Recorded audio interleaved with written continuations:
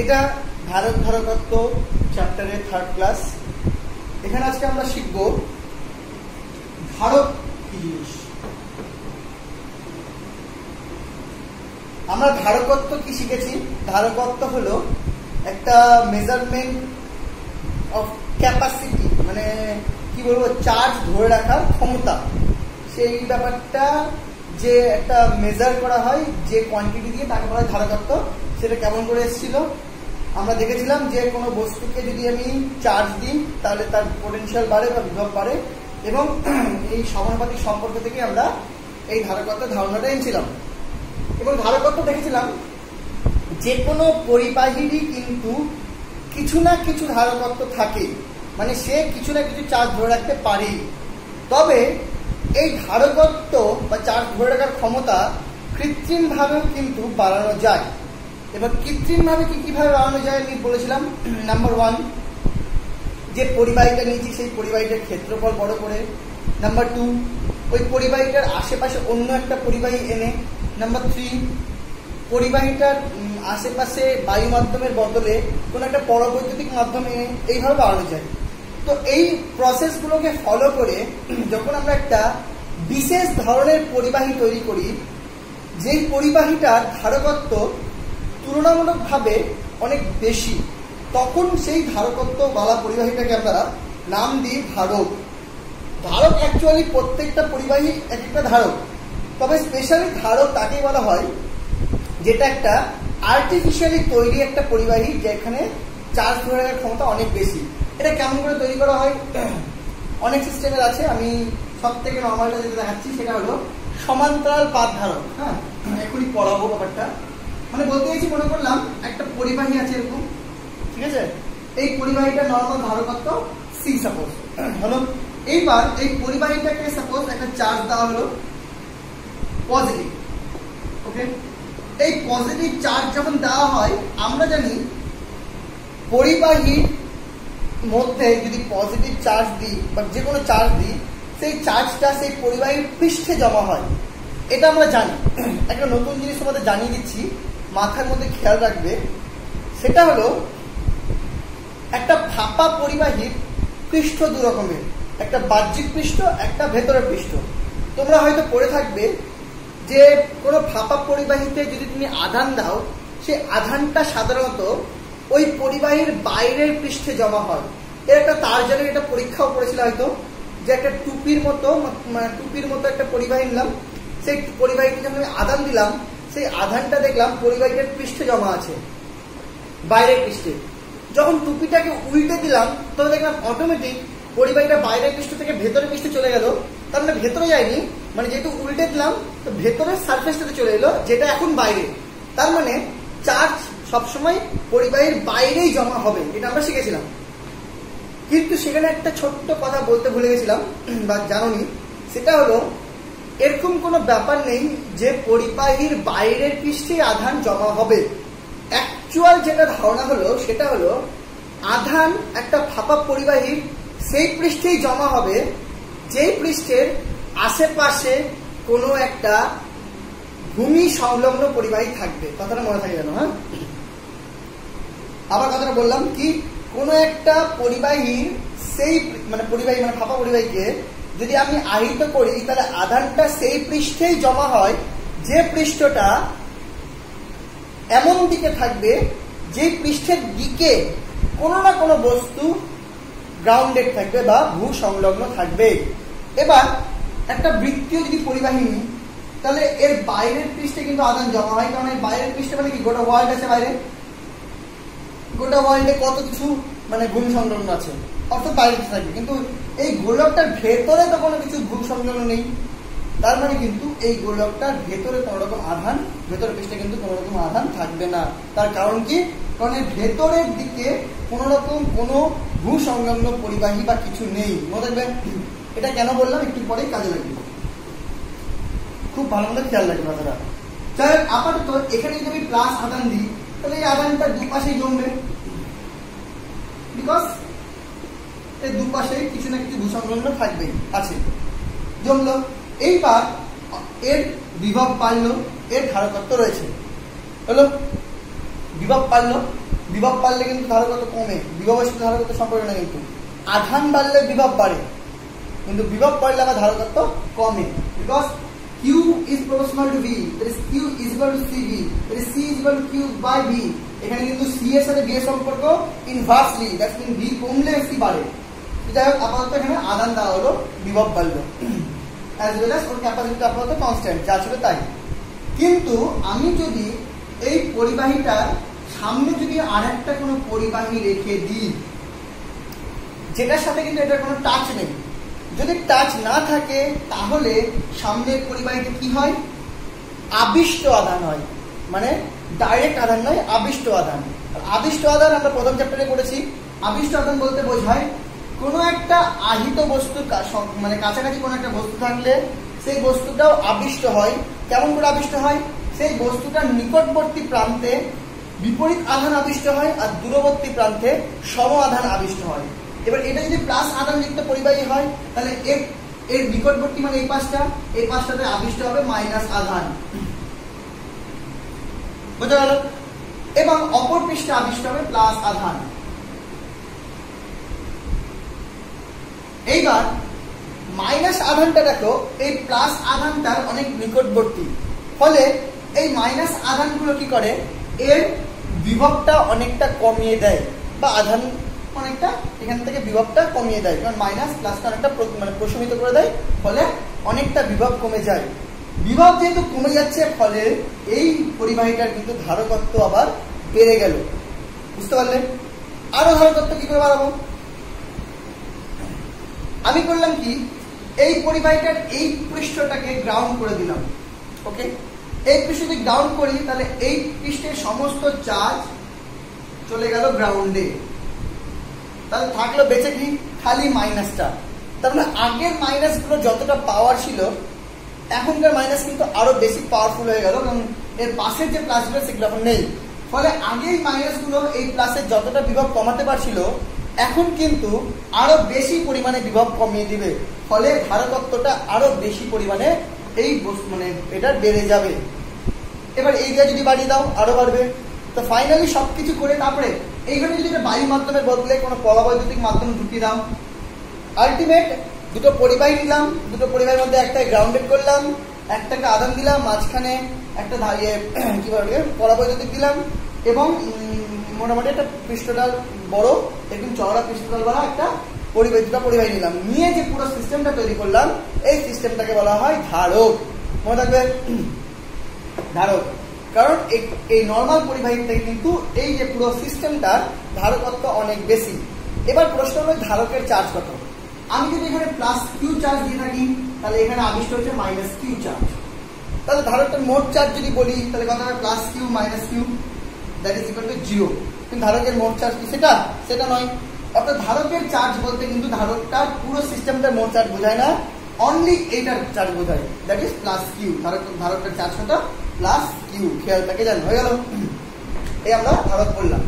এবার একটা জিনিস পড়বো, সেটা হলো ধারকের চার্জিং আর ডিসচার্জিং। খুব ইম্পর্টেন্ট জিনিস এবং খুব সহজ। মনে করো, আচ্ছা, গ্রাউন্ড করা মানেও কিন্তু নেগেটিভ প্রান্ত লাগানো। এটা কিন্তু মানে একটা কোনো কিছুর সাথে নেগেটিভ ব্যাটারি, নেগেটিভ প্রান্ত লাগানো যা গ্রাউন্ড করাও তা। কেন এখন বুঝাচ্ছি দেখো। মনে করো এই সিস্টেমটাকে আমি একটা ব্যাটারির সাথে কানেক্ট করলাম। ব্যাটারির সাথে কানেক্ট করা মানে এইটা পজিটিভ, এটা নেগেটিভ। দেখো নেগেটিভের প্লাসগুলো আবার শোষিত হয়ে যাবে না, বা প্লাসগুলো সব এদিকে চলে আসবে না। আবার গ্রাউন্ডের কাজ কি? প্লাসগুলো চলে যাওয়া। কারণ নেগেটিভ আর গ্রাউন্ডের কাজ কিন্তু অনেকটা সেম। কোনো কিছুকে নেগেটিভ করা আর গ্রাউন্ড করা অনেকটা সেম ব্যাপার। যাই হোক, এবার যদি আমি চার্জিং আর ডিসচার্জিংটা বলি, দুভাবে বর্ণনা চাই। নাম্বার 1 ইলেকট্রন থিওরি, নাম্বার 2 মানে পজিটিভ চার্জ থিওরি। কারণ বিজ্ঞানীদের ধারণা আর মানে ইলেকট্রনের ধারণা একটু উল্টো। ইলেকট্রনের ধারণা কি? ইলেকট্রন ফ্লো করে যেদিকে, বিজ্ঞানের ধারণা কারেন্ট ফ্লো করে তার উল্টো দিকে। তাহলে কারেন্ট ফ্লো করে কোন দিকে? পজিটিভ আধান যেদিকে যায়। এবার কোনটা দিয়ে বোঝাই? যদি পজিটিভ আধান দিয়ে বোঝাই তাহলে বলবো এখান থেকে পজিটিভ আধানগুলো সব যাচ্ছে এখানে, হলো যে এখানে পজিটিভ আধান যাচ্ছে সাথে সাথে এখানে নেগেটিভ আধান আবিষ্ট হচ্ছে। এই পাশে পজিটিভ আধানগুলো আবার এদিক দিয়ে ব্যাক করে এই নেগেটিভ আধানে ঢুকে যাচ্ছে, ফলে এখানে কিন্তু একটা কারেন্ট ফ্লো হচ্ছে এবং সাথে সাথে কারেন্ট ফ্লোর সাথে সাথে এখানে কি হচ্ছে, ধারকটা আস্তে আস্তে চার্জ হচ্ছে, মানে এখানে আধান জমছে। এবার যত এখানে আধান জমছে তত এখানে নেগেটিভ আধানও আবিষ্ট হচ্ছে, এবং যত এখানে আধান জমছে এখানে নেগেটিভ আধান আবিষ্ট হচ্ছে, তত এই দুজনের মধ্যে কিন্তু আস্তে আস্তে বিভবের পার্থক্য সৃষ্টি হচ্ছে। মনে করো প্রথমে +5 গেল, এখানে -5 আবিষ্ট হলো, একটা বিভব পার্থক্য হলো। বিভব পার্থক্য হতো +5 -5 মানে 10 প্রায় 10। এবার তারপরে আরো যখন আধান গেল তখন +10, এখানে -10, মানে বিভব পার্থক্যটা আস্তে আস্তে বাড়ছে যত এখান থেকে প্লাস আধান যাচ্ছে। উল্টো করে ভাবলে যত এখান থেকে ইলেকট্রন যাচ্ছে ফলে এখানে ইলেকট্রন আধান বাড়ছে, ফলে এখানে পজিটিভটা এখানে আবিষ্ট হচ্ছে, এখানকার নেগেটিভটা পজিটিভের দিকে চলে যাচ্ছে। যেটা ইচ্ছে ভাবতে পারো, ইলেকট্রন দিয়ে ভাবো তাহলে বলবো এখানে ফুল নেগেটিভ, ওকে, এখানে আবিষ্ট পজিটিভ, এখানে আবিষ্ট নেগেটিভ, ওকে। সেই নেগেটিভ গুলো আবার এই পজিটিভ দ্বারা আকৃষ্ট হচ্ছে, ফলে এখানে নেগেটিভ যদি -5 হয় এখানে +5 হচ্ছে, এই নেগেটিভটা চলে যাচ্ছে, ফলে আস্তে আস্তে পটেনশিয়াল ডিফারেন্স বা বিভব পার্থক্য বাড়ছে। তাহলে এই ইলেকট্রনের ফ্লো এইভাবে হচ্ছে, চার্জিং ফ্লোটা এইভাবে ভাবলাম, তাহলে ইলেকট্রন দিয়ে ভাবছি হ্যাঁ, তো চার্জিং ফ্লোটা এইভাবে হচ্ছে। এবার আস্তে আস্তে পটেনশিয়ালটা বাড়ছে, বাড়তে বাড়তে যখন এর বিভব পার্থক্যটা এর তড়িৎচালক বলের সমান হয়ে যাবে তখন আর চার্জিং প্রবাহ বন্ধ হয়ে যাবে, মানে আর কোনো চার্জ মানে ইলেকট্রন ফ্লো বা কারেন্ট ফ্লো কোনোটাই হবে না, হয়ে গেল, বন্ধ হয়ে গেল। এই অবস্থায় যদি তুমি ব্যাটারিটা খুলে নাও তাহলে কিন্তু এই ধারকটা এখন কৃত্রিম ভাবে একটা ব্যাটারি কাজ করবে, কারণ এর মধ্যে অলরেডি একটা বিভব পার্থক্য তৈরি হয়ে আছে। কি বিভব পার্থক্য? এর পাশে মাইনাস, এর পাশে প্লাস। অর্থাৎ যদি এর পাশে মাইনাস, এর পাশে প্লাস হয়, অর্থাৎ আবার এই ইলেকট্রন গুলো কিন্তু এবার এই মানে এই দিকে ফ্লো করা স্টার্ট করবে, ফলে এবার এই ইলেকট্রন গুলো দিকে ফ্লো করবে। এই মানের তো ছিল না, সব গায়েব হয়ে গেছে, এই প্লাসের দিকে আস্তে আস্তে ইলেকট্রন গুলো ফ্লো করবে, ফলে এবার যদি ইলেকট্রন এইভাবে আগে থেকে ফ্লো করছিল এবার এইভাবে ইলেকট্রন গুলো ফ্লো করবে। এটাকে বলা হয় ডিসচার্জিং প্রবাহ অফ ইলেকট্রন। কারেন্ট দিয়ে করলে কথাটা জাস্ট উল্টো হয়ে যাবে। তাহলে ব্যাপারটা ব্যাটারি দিয়ে প্রথমে চার্জ করলাম, ব্যাটারির সঙ্গে মিলে ধারকটাই আবার ডিসচার্জ হয়, তখন উল্টো দিকে কারেন্ট ফ্লো করে। ঠিক আছে, এই হলো ধারকের চার্জিং ডিসচার্জিং। পরাবৈদ্যুতিক ধ্রুবকটা কি জিনিস সেটা তো তোমরা আগে একবার পড়েছো। আমি ধারকত্বের কনসেপ্ট দিয়ে আবার একটা বলা যায় পরাবৈদ্যুতিক ধ্রুবকটা কি।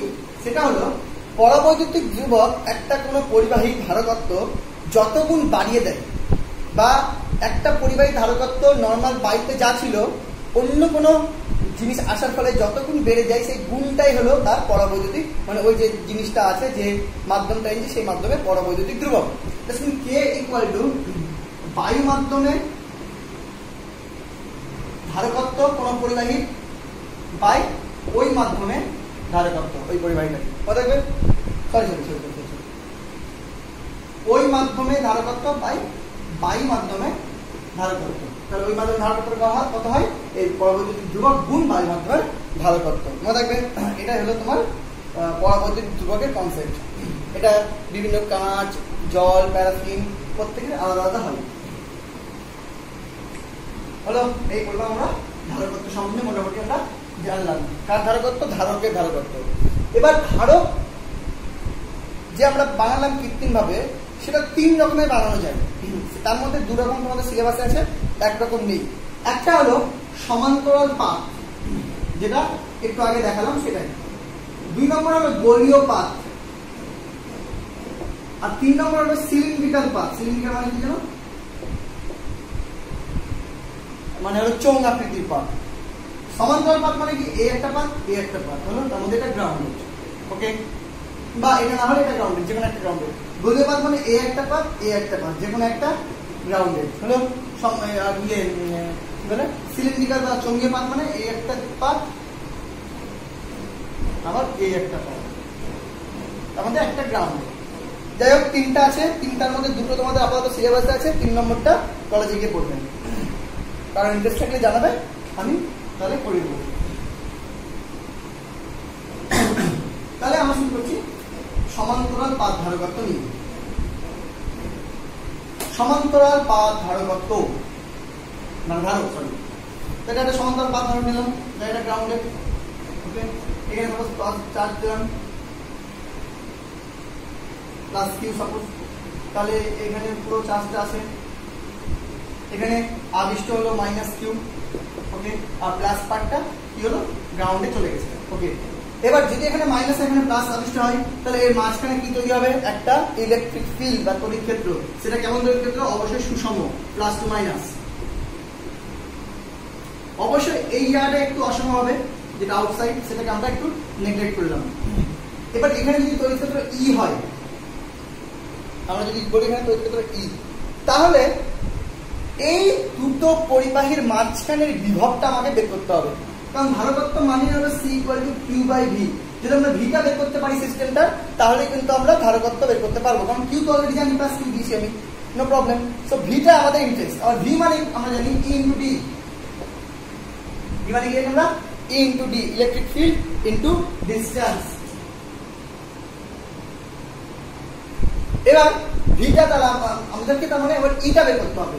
এবার কোন একটা পরিবাহী ই বের করব, কোন একটা পরিবাহী E Q by 4 pi epsilon naught r square তো হয়, ওটা কিউ দিয়ে করা। আরেকটা যেটা দিয়ে সবথেকে ভালো করা যায়, একটা পরিবাহী কি, এটা পৃষ্ঠতল রয়েছে, পৃষ্ঠতলটার ক্ষেত্রফল যদি আমি আলফা ধরি আর আধান যদি ওর মধ্যে কিউ থাকে, তাহলে এই পৃষ্ঠতলের যে তলমাত্রিক ঘনত্ব সিগমা, সেই সিগমা ইকুয়াল টু কি হয়, কিউ বাই আলফা। এটা মনে রাখবে, এটা কি তলমাত্রিক ঘনত্ব আমরা পড়েছি।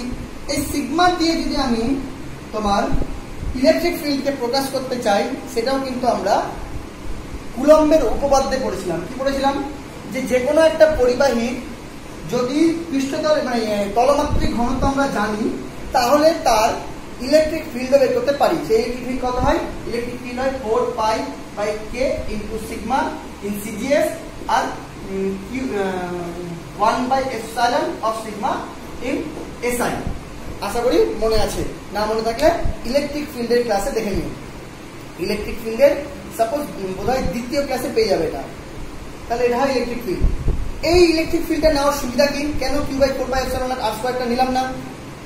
কারণ এই ইলেকট্রিক ফিল্ডটাতে যদি আমরা সিগমা দিয়ে করি, তাহলে দেখবো রেডিয়াস দরকার নেই, বা কত দূরে আমি ফিল্ডটা বের করছি সেটাও আমার দরকার নেই, কারণ এখানে কোনো আর নেই, ডিস্টেন্সটা নেই। তার মানে এই গোটা জায়গাটার কোথায় বের করছি আমার ইম্পর্টেন্ট পড়ছে না, গোটা জায়গাটা যে কোনো জায়গাতে ভ্যালুটা 4 pi by K into sigma হবে। সেই জন্য আমরা এই প্রসেসটা এখানে ইউজ করলাম, কারণ সব জায়গাতে ইলেকট্রিক ফিল্ড আমার সেম, আর সেটা লাগবে কত। তো যাই হোক, সুষম, যেহেতু সুষম তড়িৎ ক্ষেত্র, তো আমরা ইটা পেয়ে গেলাম। এবার সিজিএস এ করবো না এসআই করবো? যদি সিজিএস এ করি তাহলে আমরা এটা দিয়ে করবো, এসআই করলে এটা দিয়ে করবো। আচ্ছা, এটা আমরা সিজিএস এ করছি, পরেরটা না হয় এসআই করবো। সিজিএস এ করছি, তাহলে ইটা জেনে গেলাম। এবার V equal to E into D, that is 4 pi by K into sigma into D. তাহলে এটা হয়ে গেল আমার তোমার বিভব। বিভব পেয়ে গেলাম। বিভব যে আমি পেয়ে গেলাম, তাহলে আমাদের বের করতে হবে সি। সি ইকুয়াল টু আবার Q by V, that is Q by 4 pi by K sigma into D. আবার সিগমার মান যদি বসিয়ে দিই, বা কিউ এর মান যদি বসিয়ে দিই, কিউ কোথায়, এখান থেকে কিউ ইকুয়াল টু হবে সিগমা আলফা। যদি বসিয়ে দিই তাহলে হবে sigma alpha by 4 pi sigma D, আর কেটা উপরে চলে যাবে। হলো সিগমা সিগমা কেটে গেল, তাহলে alpha K by 4 pi D. দেখো বোঝা গেল কিনা? তাহলে এটা হলো একটা সমান্তরাল পাত ধারকের ধারকত্ব। এবার দেখো, যদি এখানে পাত রয়েছে দুটো, ওকে, দুটো পাত রয়েছে বলে অ্যান্সারটা আসলো alpha K by 4 pi D. এখানে যদি তিনটা পাত থাকতো, সাপোজ তিনটা পাত থাকতো বা চারটা পাত থাকতো, মানে এন সংখ্যক যদি পাত থাকতো, তাহলে দেখছি যে দুটো পাতের জন্য 1 কিছু না, মানে 1 alpha K by 4 pi D. অর্থাৎ এন সংখ্যক পাত দিয়ে যদি আমি ধারকত্বটা তৈরি করতাম, তার অ্যান্সারটা হতো n মাইনাস 1, একটা কম দিয়ে alpha K by 4 pi D হয়ে গেল। তাহলে এটা হলো এন সংখ্যক যদি পাত থাকতো, তাহলে তার ধারকত্ব। এবার ধারকত্বের মাঝখানে যে মাধ্যমটা রয়েছে সেটা কে, পরাবৈদ্যুতিক ধ্রুবক। যদি বায়ু মাধ্যম থাকতো তাহলে কেটা 1 হয়ে যেত, সেক্ষেত্রে হতো alpha by 4 pi D only. দেখো বোঝা গেল কিনা? হলো। এইবার একটা অঙ্ক পরীক্ষায় দেয়, দেখে নাও প্রবলেম একটা। সেটা হলো মিক্সড ধারকত্ব, মানে মিক্সড পরাবৈদ্যুতিক ধ্রুবকযুক্ত ধারকত্ব।